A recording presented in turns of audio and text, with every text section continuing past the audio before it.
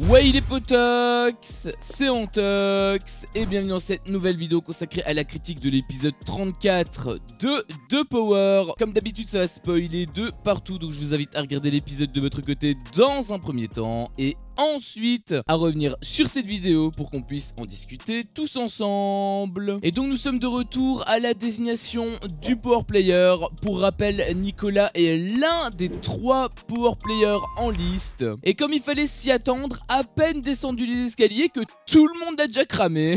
Sa cible était Gab, il était dégoûté d'ailleurs.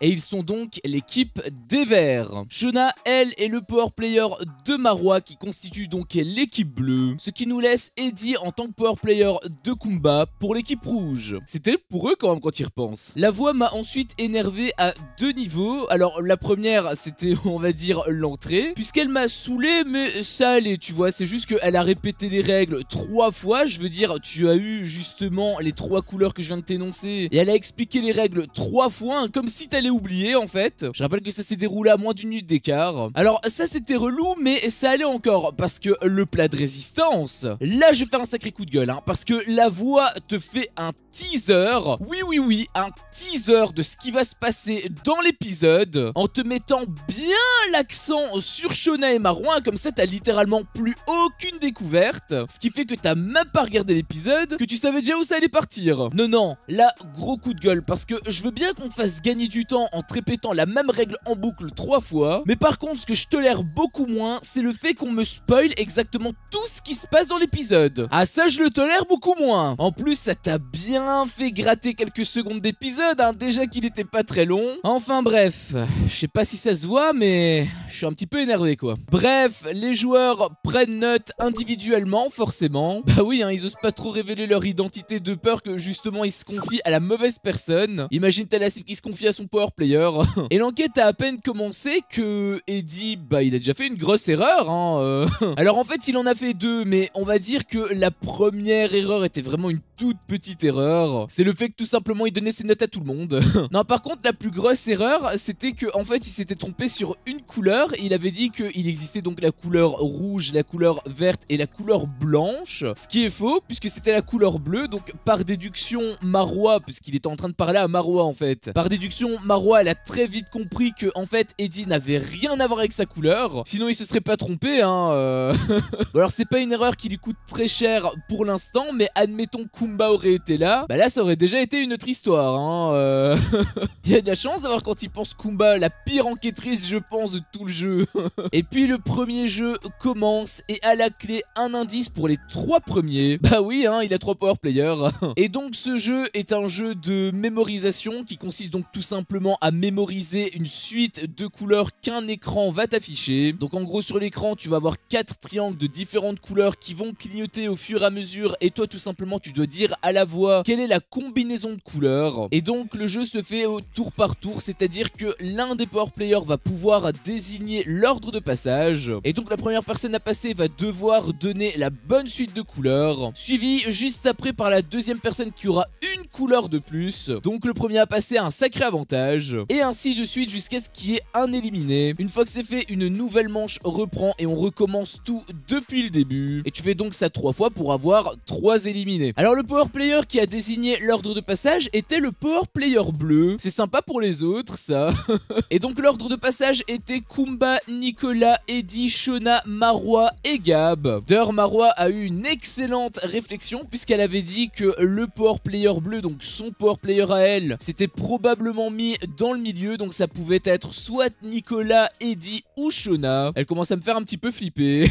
Et en soi le jeu était assez facile parce que bah, tu avais en fait les différentes couleurs mais qui étaient à différents endroits. Je m'explique, dans Secret Story tu as eu également un jeu similaire, sauf que dans Secret Story c'était quand même nettement plus difficile parce que bon la combinaison était plus longue et en plus il y avait plus de couleurs, mais surtout parce que la couleur qui était affichée était juste un œil qui changeait de couleur, ce qui signifie que tu avais par exemple le rouge, puis ensuite le rouge laissait place au bleu, puis ça laissait place au vert et ainsi de suite. Là en l'occurrence justement c'est beaucoup plus simple puisque en fait tu n'as déjà que 4 couleurs et surtout les 4 triangles sont déjà disposés sur ton écran en fait. Tu dois juste retenir le chemin que ça fait et tout simplement réciter l'ordre en fait. Et pourquoi est-ce que je te dis ça? Eh bien c'est tout simplement parce que la première personne à être éliminée et en plus au premier passage, sachant qu'il était deuxième, eh bien c'était Nicolas, donc il a extrêmement mal joué. Franchement il mériterait d'être éliminé juste à cause de ça. Au second round c'est Eddie qui a également été éliminé. Il a été lamentable hein.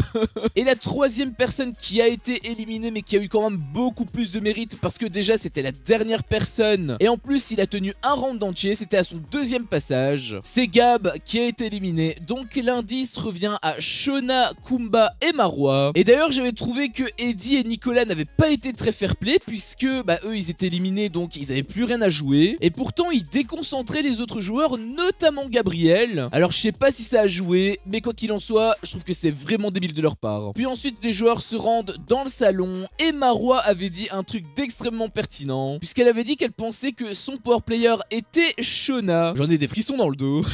Donc les 3 joueurs se rendent tour à tour à leur indice puisque tu te doutes bien que ce sont des indices personnalisés. Donc l'indice de Shona était un baby-foot et j'ai trouvé que c'était quand même assez gros de la prod puisque pour rappel la cible de Shona c'est Marwa et du coup tu te demandes quel est le rapport entre Marwa et un baby-foot, sachant que bah, la première chose qui te vient à l'esprit quand tu vois un baby-foot, bah je sais pas toi hein, mais moi c'était Gabriel, étant donné qu'il a fait un sport tout ça. Alors Shona a quand même été très intelligente puisque quand elle était redescendue elle avait posé justement la question est-ce que quelqu'un pratique un sport dans la boue, et très vite Gab a été pointé du doigt, ce que Shona justement avait dit que c'était pas possible parce que ça aurait été trop évident. Elle a été très futée sur ce coup là. Et en fait je trouve qu'il y a un petit déséquilibre par rapport à ces indices parce que Marwa elle quand elle a eu l'indice sur Shona justement, bah elle avait eu une sorte de silhouette qui ressemblait un petit peu à Peter Pan. D'ailleurs la voix l'avait confirmé. Et je sais pas si c'est ça la signification, mais si c'est le cas c'est quand même très fourbe de la part de la prod parce que moi quand tu m'as montré justement Peter Pan je me suis dit quoi? Je me suis dit c'est en rapport avec des enfants petite taille, Shona elle est petite. Alors est-ce que c'est vraiment ça l'indice? Parce que si c'est le cas ça veut dire que la prod a littéralement balancé Shona en fait hein. Shona elle a un indice qui pointe vers Gabriel et Marwa elle a un indice qui pointe directement sur sa tronche. Ce serait pas très équitable en effet. Et l'indice de Kumba, eh bien j'en sais fichtrement rien et j'imagine que c'était mieux pour la prod de couper justement l'indice de Kumba au montage pour nous placer ce magnifique teaser qui nous spoil absolument tout. J'ai vraiment la haine bordel. Donc on part directement sur la suite hein, puisque apparemment on en a rien à foutre. Et donc Marwa discute ensuite avec Eddie et j'ai pas compris en fait pourquoi bah, ils se sont pas tout simplement dévoilé leur identité. Alors je t'avais dit plutôt que justement ça aurait été con que quelqu'un dévoile son identité à la personne directement concernée. Littéralement ça signifierait qu'il lui laisserait sa place. Sauf que là on sait qu'ils ont pas la même couleur. Ils auraient su de base qu'ils étaient pas dans la même équipe. En plus ils sont censés être amis, pourquoi pas se faire confiance tout simplement. Non à la place ils préféraient laisser planer le doute en disant oui je sais pas ce que tu es, je sais pas ce que je suis. J'ai pas compris pourquoi ils en ont fait tout un fromage honnêtement. Marwa a ensuite discuté avec Shona qui a réussi à la faire douter. Je sais pas comment elle a fait sincèrement. Après elle avait aussi cuisiné Gab et elle l'a complètement manipulé puisque elle jouait justement sur la confiance. Et Gab, con comme il est, bah lui il lui a fait totalement confiance hein, donc il lui a dit clairement qui il était donc la cible verte. Alors que Marwa, elle, a été beaucoup plus maline étant donné que c'est un secret pour personne, elle a qu'une seule envie, c'est de se venger sur Gab. Et donc elle lui a menti droit dans les yeux en disant qu'elle était elle-même le power player. Bon elle avait pas menti sur sa couleur mais elle avait quand même dit en interview que si elle pouvait justement le guider sur une mauvaise piste, elle allait pas se gêner. Elle faut vraiment pas la contrarier hein. Après elle avait quand même raison sur un point, le fait que justement elle lui donnerait pas de bons conseils. On va voir du coup Gab ce qui vaut réellement sans son aide. Je suis aussi très curieux de voir ça. Et puis tu as une soirée qui débute sur le thème du Moyen-Orient. Nicolas a d'ailleurs je pense traumatisé toute une génération avec son déhanché.